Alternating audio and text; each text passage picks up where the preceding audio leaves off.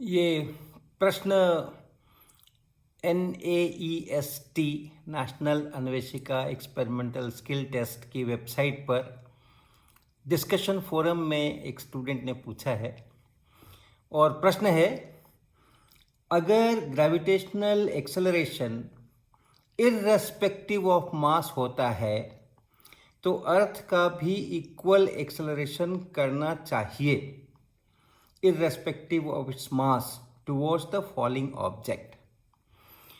तो ये कहना ये चाह रहे हैं कि अगर जो ग्रेविटेशनल एक्सेलरेशन है, अगर वो मास पर डिपेंड नहीं करता, इर्रेस्पेक्टिव ऑफ मास होता है, तो फिर धरती का मास ज़्यादा है या जो स्टोन है उसका मास कम है, उस पर निर्भर नहीं होना चाहिए। दोनों का ही एक्सेलरेशन बराबर होना चाहिए। धरती का भी उतना ही होना चाहिए टुवर्ड्स द स्टोन और स्टोन का भी उतना ही होना चाहिए टुवर्ड्स द अर्थ। तो ये इनका प्रश्न है कि ऐसा तो होता तो है नहीं। जो स्टोन है उसका तो एक्सेलरेशन बहुत ज़्यादा होता है और धरती का तो बहुत कम होता है। तो फिर इस वक्तव्य के साथ, इस स्टेटमेंट के साथ ये किस तरह से मेल खाता है जो हम बोला करते हैं कि ग्रेविटेशनल एक्सेलरेशन मास पर डिपेंड नहीं करता। तो अजय भाई, जो भी कभी स्टेटमेंट आप लॉ, नियम, किसी भी चीज़ का कोई पढ़ते हैं तो उसके साथ में उसका एक संदर्भ होता है, एक कॉन्टेक्स्ट होता है। जो स्टेटमेंट्स हैं या सेंटेंसेस हैं वो एकदम अलग से आइसोलेशंस में नहीं होते हैं, किसी न किसी उसके साथ में कुछ चीज़ें जुड़ी होती है। उनको अगर हम नहीं जाने और केवल एक सेंटेंस को लेकर के और उसके अर्थ अपने आप में निकालें तो बहुत तरह की गलत फहमियाँ हो सकती है। तो यहाँ पर भी कुछ कुछ ऐसा ही है। ये कब कहते हैं हम, ये स्टेटमेंट जब कहा जाता है तो उसके आगे पीछे क्या है? Gravitational acceleration irrespective of mass होता है, मास पे डिपेंड नहीं करता है, ऐसा जब कहते हैं तो उसके आगे पीछे क्या है? तो उसके आगे पीछे ये है कि हम धरती के कारण ग्रेविटेशनल एक्सेलरेशन की बात करते हैं। जो अपना अर्थ है उसके कारण दूसरों में, दूसरे वस्तुओं में, दूसरे ऑब्जेक्ट्स में जो एक्सेलरेशन है उसकी बात करते हैं हम। ये जो इतना ही लिखा है ना यहाँ पे, ग्रेविटेशनल एक्सेलरेशन, किसका एक्सेलरेशन, किसका, तो यहाँ इस सेंटेंस में नहीं लिखा हुआ है। लेकिन ये सेंटेंस अपने आप में पूरा नहीं है।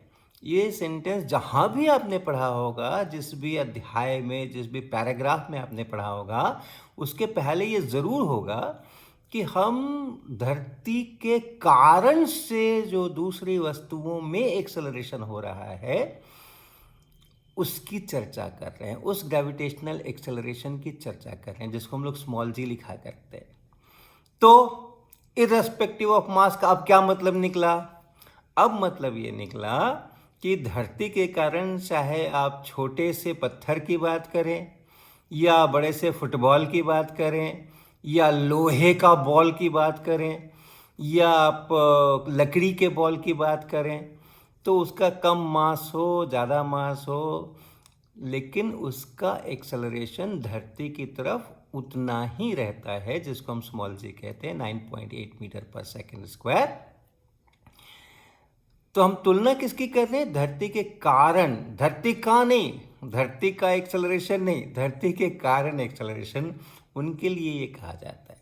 तो आप जब भी कोई सेंटेंस लेते हैं इस तरह का नियम जैसा जो दिखता है, तो आप हमेशा ध्यान रखिए कि किन परिस्थितियों के लिए वो कहा जा रहा है। अब जैसे हम कहते हैं मेटल्स के अंदर में इलेक्ट्रिक फील्ड जीरो होता है, लेकिन ये किस संदर्भ में कहा जा रहा है, किन परिस्थितियों के लिए कहा जा रहा है?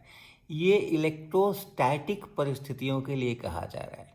उसी मेटल में से अगर हम एक करंट बहाते हैं, उस समय हम नहीं बताते हैं कि ये इलेक्ट्रिक फील्ड अंदर में ज़ीरो है।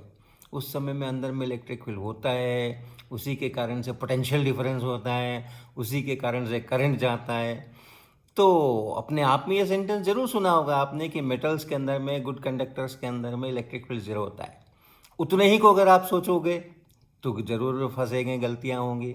लेकिन उसका जो साथ में कॉन्टेक्स्ट है, संदर्भ है, परिस्थितियां हैं कि वो इलेक्ट्रोस्टैटिक्स होना चाहिए, वहाँ करंट नहीं होना चाहिए, वो भी याद रखना उतना ही ज़रूरी है।